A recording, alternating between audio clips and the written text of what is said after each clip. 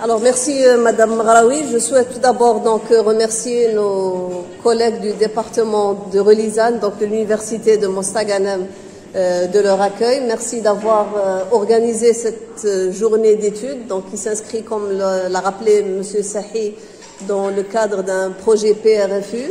Je suis très contente de revenir à Relizane, comme toujours, parce que c'est là où j'ai commencé, donc en 2007 jusqu'en 2010. Et voilà, donc je suis très contente d'être parmi vous et parmi mes collègues aussi du département de Relizane, de l'université de Relizane. Alors, mon intervention donc s'intitule Questions de terrain en sociolinguistique. Alors, il est très difficile de passer en revue toutes les méthodes d'enquête et tous les outils d'investigation en sciences du langage de manière générale et en sociolinguistique de manière générale. Donc j'ai dû faire des choix, mais esquisser vraiment on va dire les grands axes, on va dire, autour de la méthodologie du terrain. Et je fais des renvois vers des vidéos que j'avais enregistrées sur la méthodologie. Donc à chaque fois qu'il s'agit de parler, de détailler un outil d'investigation, de détailler une méthode d'enquête, les types d'enquête, etc. Donc je vais essayer de faire un peu, de voir un peu en général le travail sur le terrain, de le présenter notamment aux étudiants en sciences du langage, mais aux étudiants aussi en didactique. Alors, voilà, donc pour ce qui est du plan de ma communication, donc je vais parler de l'enquête. Qu'est-ce qu'une enquête? Qu'est-ce qu'un terrain? Qu'est-ce qu'une enquête de terrain? Quelle est la finalité d'une enquête de terrain? Quels sont les différents types d'enquêtes de terrain en sociolinguistique? Et quel outil d'enquête pour quel type d'enquête?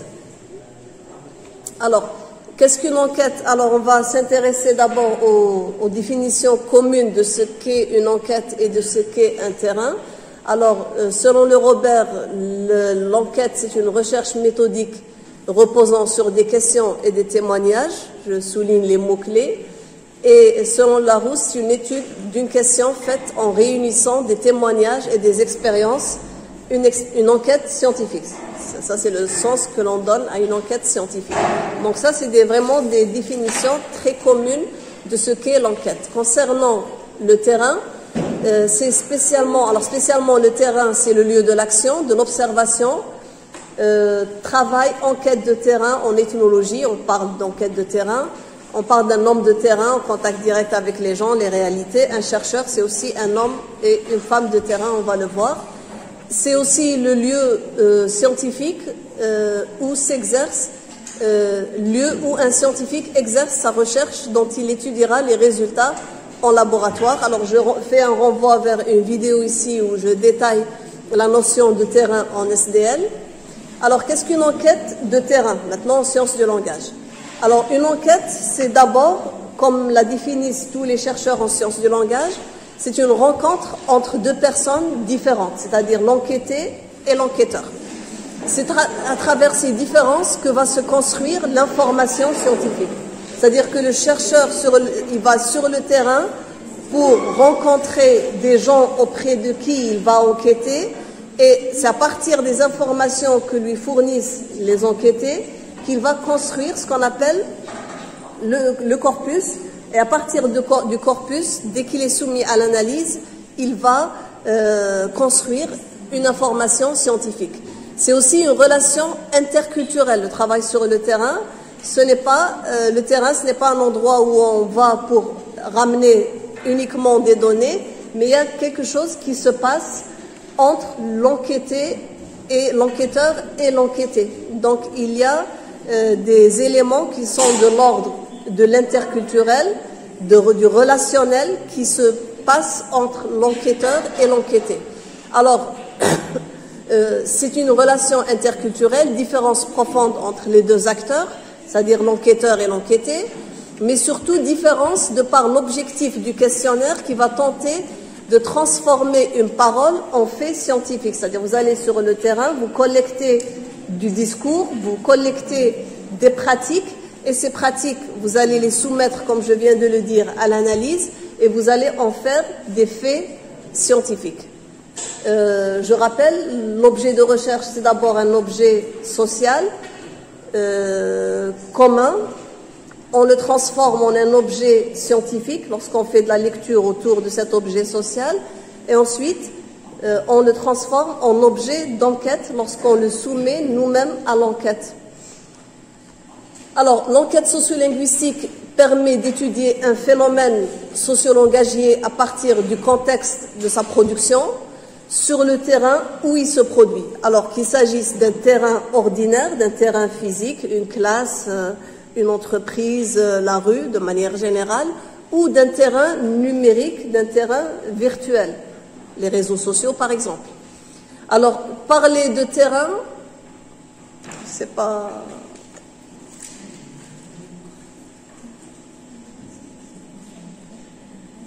Voilà, c'est parti tout seul.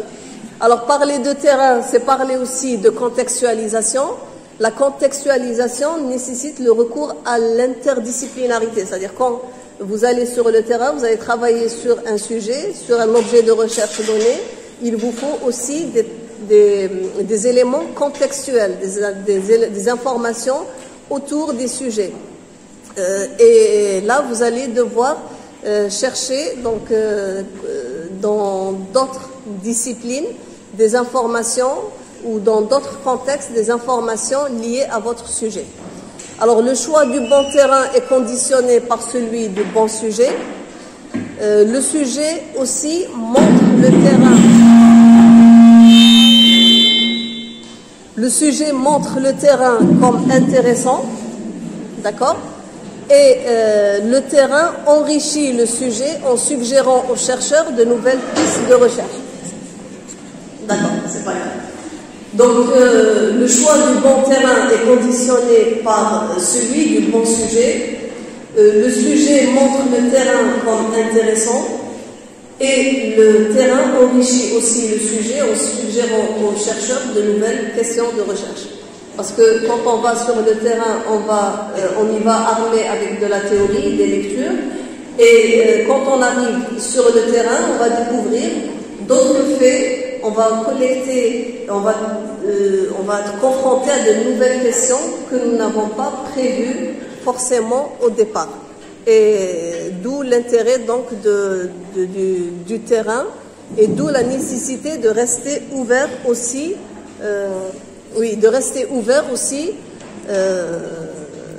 à ce qu'on va trouver sur le terrain et aux enquêtés qui vont nous fournir des informations qu'on n'avait pas prévues forcément au départ.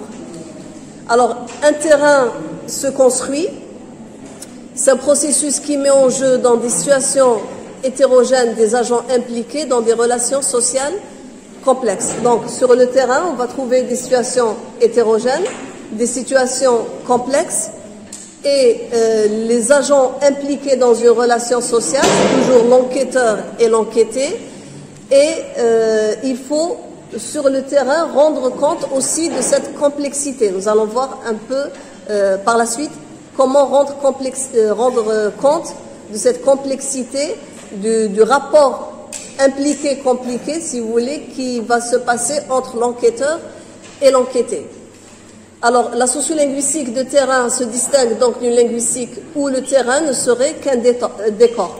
Alors là, on sort de la fameuse linguistique de bureau, de laboratoire, et on va vers la linguistique de terrain, vers la linguistique où le chercheur n'est plus un sujet descripteur qui va se contenter d'imaginer des phrases et de les analyser dans son bureau et dans son lieu de travail. Donc il va collecter de la matière sur le terrain et il va rentrer chez lui pour analyser ces données. Alors là, je vous signale l'article de Gasquet, Cyrus, Médéric, je vais et je viens entre terrains. Donc c'est un article très très intéressant que je vous invite à lire pour mieux connaître ces questions, pour mieux vous initier à ces questions de terrain. Alors, se pencher sur un terrain quel qu'il soit, c'est également être confronté à des... Oui, pardon. Voilà. alors, quand on va sur le terrain aussi, on va essayer de... on y va armé, comme je l'ai dit tout à l'heure, avec de la théorie, avec des lectures, mais une fois arrivé sur le terrain, nous allons confronter cette théorie, cette théorisation que l'on a lue, si vous voulez, avant d'aller sur le terrain, à la réalité du terrain. Et donc parfois, vous allez relativiser des phénomènes sur lesquels vous avez lu, vous allez découvrir d'autres questions de recherche, vous allez trouver d'autres faits que vous n'avez pas prévus au départ. Parfois, le terrain va carrément vous permettre de vous amener plutôt à changer carrément vos hypothèses de travail, ce qu'on appelle aussi des questions de recherche, ou carrément parfois votre sujet. Par exemple, vous interrogez sur un facteur, vous pensez qu'un facteur est déterminant dans l'apparition d'un phénomène socio-langagier, donc vous allez découvrir une fois sur le terrain qu'il y a un autre facteur qui est plus important. Donc parfois, le terrain vous permet de relativiser la théorisation ou vos connaissances en matière concernant un sujet ou votre objet de recherche. Alors, une recherche a besoin d'objets, de problématiques, d'hypothèses, de corpus et surtout de terrains artificiellement constitués pour mettre des hypothèses à l'épreuve des faits. C'est-à-dire, le terrain, c'est le lieu où vous allez construire artificiellement des situations d'enquête. Vous allez sur le terrain va vous permettre de construire une situation d'enquête artificielle et vous essaierez donc de collecter des informations concernant votre objet de recherche. Alors, mettre donc des hypothèses à l'épreuve des faits, confronter des réalités, des représentations à l'aide de méthodologies. Et ces méthodologies structurent le regard et nourrissent la démarche spécifique du chercheur. Alors aussi, il y a un autre point important. Sur le terrain, il s'agit plus d'une démarche que d'une méthodologie définie a priori. C'est-à-dire que sur le terrain, vous allez découvrir, comme je l'ai dit, de nouvelles pistes, de nouveaux discours, de nouvelles hypothèses, de nouvelles questions de recherche. Et vous allez devoir revoir aussi la théorisation sur votre travail à partir de ce que vous allez découvrir sur le terrain. Vous pouvez aussi, et vous allez être amené aussi à adapter votre méthodologie, vos outils d'investigation en fonction aussi de ce que vous allez trouver sur le terrain. Donc il y a une phase de préparation du travail sur le terrain et il y a la phase de réalisation du travail sur le terrain. Et parfois, la phase de réalisation du travail sur le terrain va vous amener à revoir des éléments liés à la conception, à la préparation de votre enquête.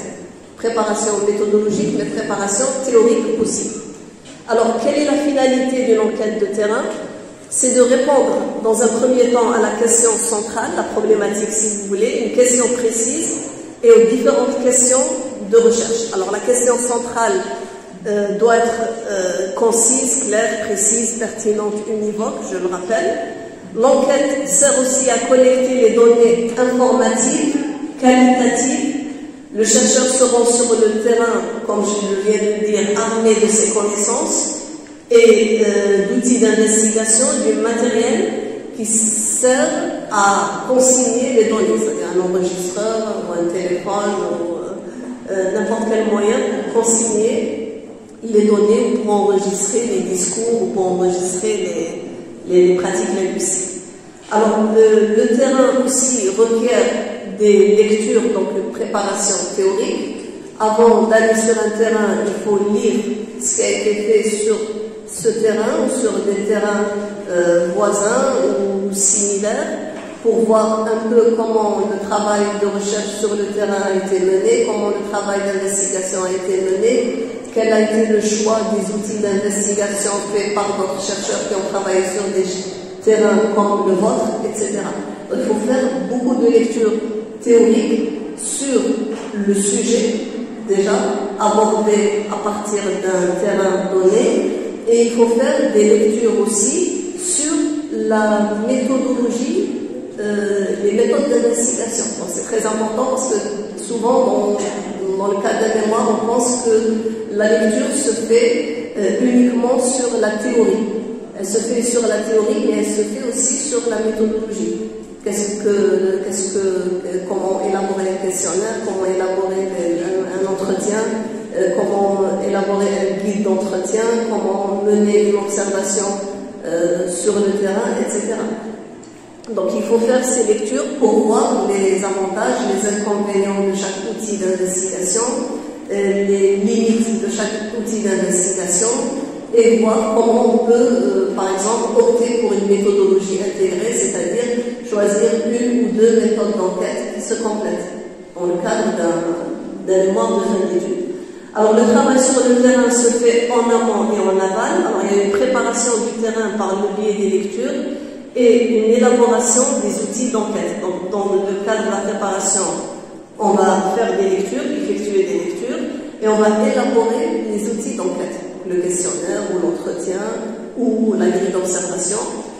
Et en aval, il y a le travail de collecte des données, puis d'exportation de ces données dans le but de les soumettre à l'analyse. C'est-à-dire que vous allez collecter du corpus et vous allez les soumettre à l'analyse. Alors l'expérience de terrain doit être racontée, narrée dans une partie qui est dite la partie, le protocole d'enquête. Donc dans un mémoire de fin d'études, il y a la partie théorique, puis il y a la partie empirique, pratique, deux chapitres en gros. Et dans le deuxième chapitre, il faut prévoir le protocole d'enquête où on énumère les différentes étapes de la préparation de l'enquête et de la réalisation de l'enquête. Alors, il faut toujours avoir un carnet de bord qui sert à consigner les détails de l'enquête. Gasquet-Cyrus aussi insiste sur la mise en récit de l'enquête. Il faut raconter l'enquête de terrain, et c'est souvent ce qui manque dans nos travaux de recherche, c'est-à-dire on raconte les étapes, mais de façon assez, on va dire, froide et chirurgicale, mais on n'explique pas comment, on ne raconte pas comme le font les ethnographes ou les ethnologues ou les anthropologues, le déroulement des faits sur le terrain, les rencontres, les imprévus, les improvisations, etc. Donc tous ces éléments sont très importants parce que dans les méthodes empirico-inductives notamment, quand on relève l'enquête qualitative, on assume sa subjectivité et on assume la part de relationnel avec les enquêtés. Alors, voilà, donc, en gros, donc, on rapporte ce qui a été vécu, entendu, perçu, senti, compris dans la relation enquêteur-enquêté. Alors, quels sont les différents types d'enquêtes de terrain en sociolinguistique? Alors, nous avons les enquêtes qualitatives et les enquêtes quantitatives. Alors, généralement, les enquêtes qualitatives, elles visent à observer des phénomènes micro-sociolinguistiques, donc c'est des pratiques, des usages, des représentations dans des contextes restreints, auprès d'un nombre restreint de personnes, par exemple en contexte familial, en situation de classe, ou dans le cadre d'une interaction entre deux ou trois locuteurs. Donc ça relève de l'ethnographie de la communication. Et puis nous avons, alors généralement dans un mémoire de fin d'études, on opte pour des enquêtes qualitatives, parce que on a, je sais pas, 45, 50, 60 pages de mémoire, donc on ne peut pas collecter un grand nombre donc, de données et les analyser toutes, parce que ça prend beaucoup d'espace.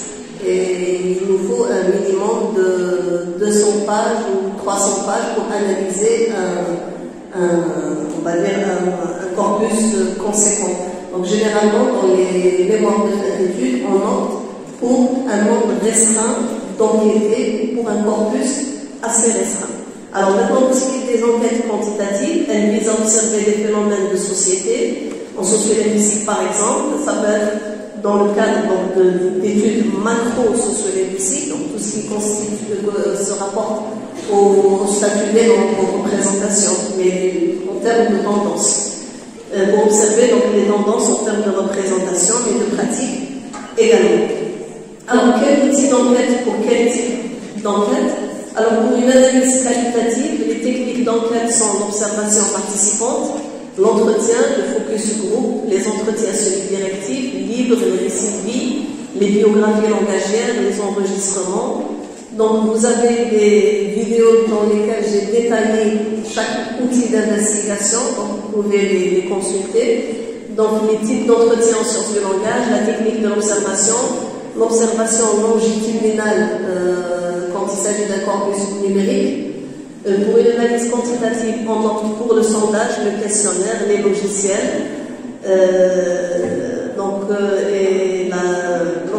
La dernière vidéo, c'est sur l'élaboration des questionnaires en sciences du langage. Donc, on n'a pas le temps de détailler tous les outils d'investigation aujourd'hui, et je vous fais des renvois vers ces vidéos. Alors, les types de questions. Alors, quand on pose aussi des questions dans les entretiens ou dans le cadre d'entretien ou de questionnaire, il y a le type d'enquête, il y a les types de questions que l'on pose aussi dans le cadre de ces enquêtes. Alors, il faut privilégier les questions descriptives du type quel est, quels sont. Le but est de décrire un phénomène. On est dans la description d'un phénomène. Et les questions explicatives. Quoi, comment, quel. Alors, chaque type de question requiert un outil d'investigation particulier ou un outil d'enquête. Les questions descriptives nécessitent un recueil de données contextuelles, des observations, des enregistrements. Les questions explicatives nécessitent des entretiens, des questionnaires. Toutefois, j'en ai parlé tout à l'heure, le croisement des outils méthodologiques est conseillé, voire impératif dans certains travaux. On appelle ça la méthodologie intégrée. Alors, le type de question correspond au type de recherche. Pour une recherche qualitative, les questions sont descriptives et elles sont qualitatives. En haut, quelques exemples de comment on pose des questions sur un phénomène langagier. Alors ça, c'est une bibliographie indicative où il y a des articles et des ouvrages sur la méthodologie de la recherche en sciences du langage. Il y a beaucoup de documents que vous pouvez trouver en ligne et les autres sûrement au niveau des bibliothèques. Voilà, je vous remercie et je reste à votre disposition si vous avez des questions.